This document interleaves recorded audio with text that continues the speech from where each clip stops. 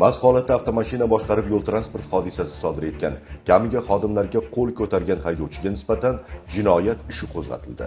2026-yilning 30-mart kuni tungi vaqtda Yashnobod tumani ko'chalarining birida Malibu va Lep Motors avtomashinalari ishtirokida to'qnashuv sodir bo'ladi. Haydovchilar o'rtasida tortishuv yuzaga kelganligi uchun Lep Motors haydovchisi 102 raqamiga qo'ng'iroq qilib, davlat raqam belgisiga ega bo'lmagan Malibu haydovchisi avariya sodir etib, unga nisbatan qo'pollik qilayotganini bildirgan.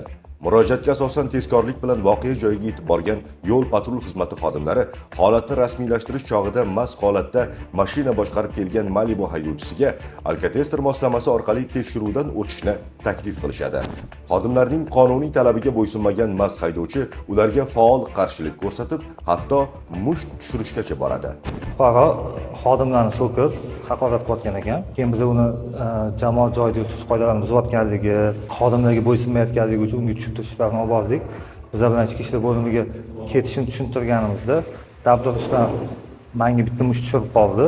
Menga va sheriklarimga hayotiga, sog'lig'iga zarar yetkazishni oldini olish maqsadida maxsus vositalardan foydalanib, uni zararsizlantirdik. Lep Motors avtomashinasini turtib oldi.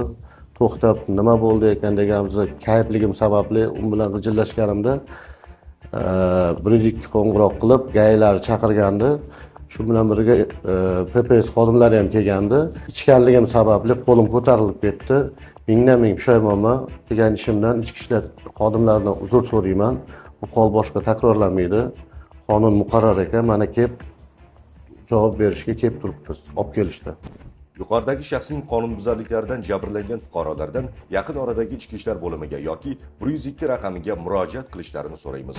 Hozirda qonunbuzar protsessual tartibda ushlanib, unga nisbatan Yashnobod tumani prokuraturasi tomonidan Jinoyat kodeksining 219-moddasi 2-qismi hokimiyat vakiliga qarshilik ko'rsatish, 277-moddasi 3-qismi G bandi bezorilik harakatlarining oldini olish chorasini ko'rgan xodimga qarshilik ko'rsatish bilan jinoyat ishi qo'zg'atildi. Spirtli ichimlik ta'sirida avtomashina boshqarish avtohalokatga, halokat esa falokatga olib keldi.